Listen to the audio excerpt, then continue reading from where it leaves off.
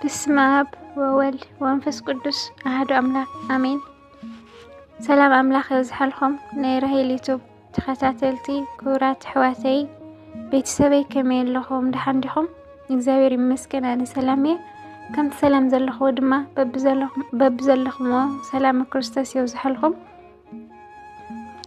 እሽኒ ንሎማዓንቲ ድማ ሒዘልኩም ቀሪበ ዘለኹ ሰሙን ዘመሓላልፎ ናይ ብሂል ኣበው በቦታትና ዝተፅሓፈ ብሂል ኣበው እየ ሒዘልኩም መፅአ እኒኹ ናብኡ ከብለኩም እየ። ሰናይ ምክትታል።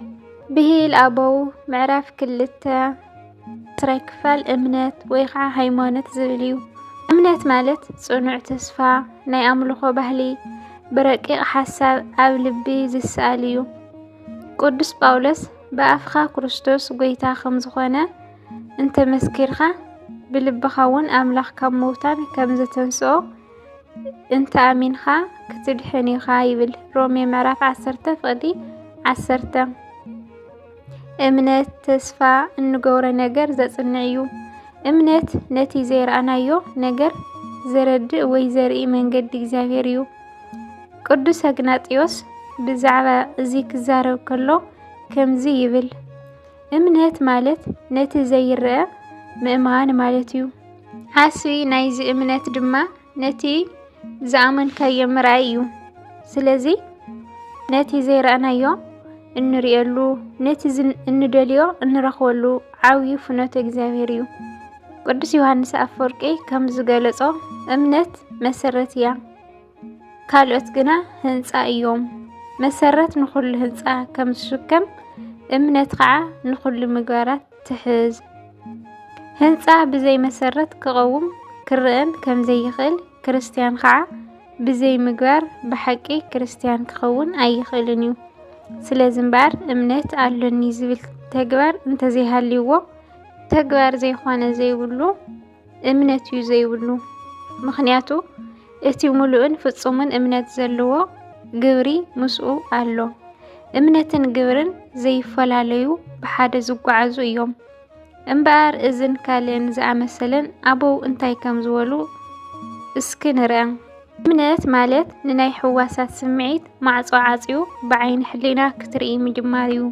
ብፁዕ ኣቡነ ሸኖዳ ንሕልና ኩላትና ኣምላኽና እግዚአብሔር ምዃኑን ጎይታናን መድሓኒና ኢየሱስ ክርስቶስ ዝለወሰ ስጋ ቃል ምዃኑን ንኣምን።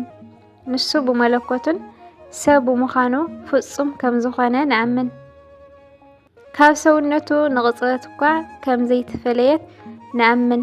ሰብ ምዃኑ ምስ መለኮቱ ብዘይ ምትሕውዋስ ብዘይ ምልውዋጥ ብዘይ ምክፍፋልን ምፍልላይን ዝኾነ እዩ። ቅዱስ ቄርሎስ ህፃናት ደቅኹም ኣብ ቤተ እግዚአብሔር ይዕወዩ፣ ገንዘብኹም ደኣ እምበር ንሃይማኖትኩም ዝወርሱኹም ከይትስእኑ፣ ንደቅኹም ናይ ኣቦታቶም ውሉድ ግበርዎም።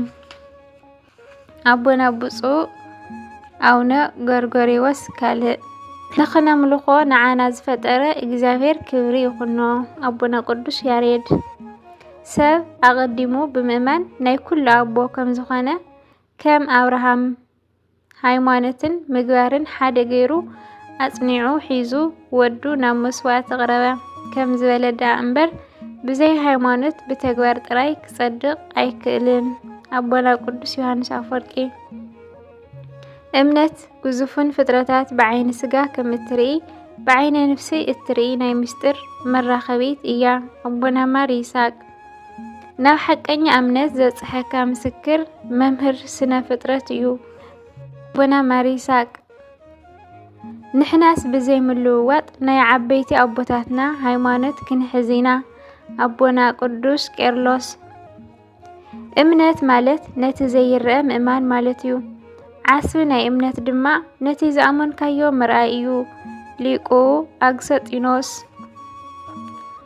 እቲ ነዚ ጉዕዞ ንኽትጅምሮ ዝመረጸልካ ኣብ ማእኸል እቲ ጉዕዞ ከም ዘይገድፈካ ተኣመን።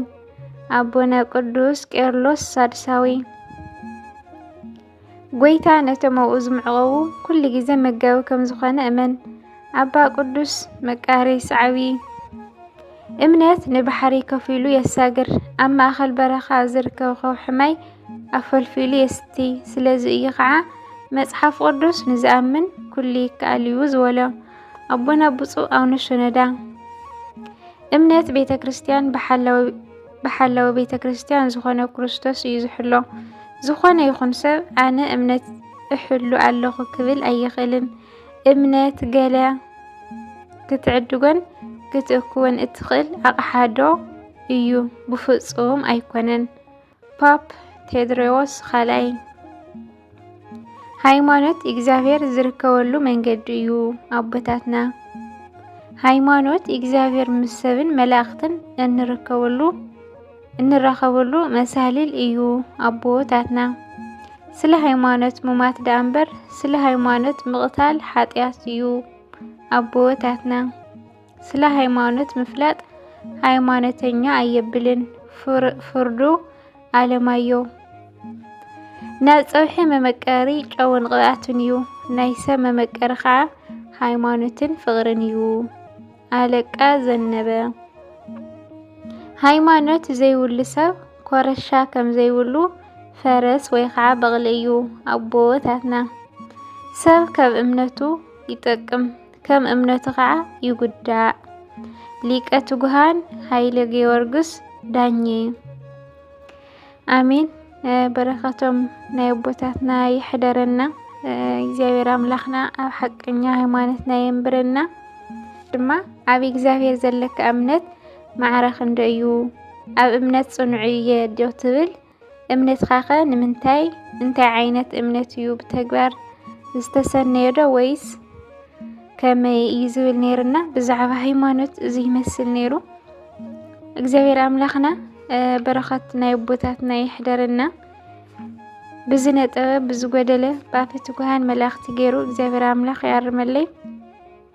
ፀቢልኩም ስለ ሰማዕኹምኒ እግዚአብሔር አምላኽ ኣብ ትገብርዎ ጾምን ጸሎትን ጸኒሉ ይስማዕኹም። ክቡራት ኣሕዋተይ 11 ክፋል ብዛዕባ ተስፋ ዝብል ሒዘልኩም ክመጽእ እየ።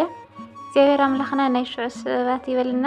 ወስብሐት ለእግዚአብሔር ወለወላዲቱ ድንግል ወለመስቀሉ ክብር ይኹን። አሜን።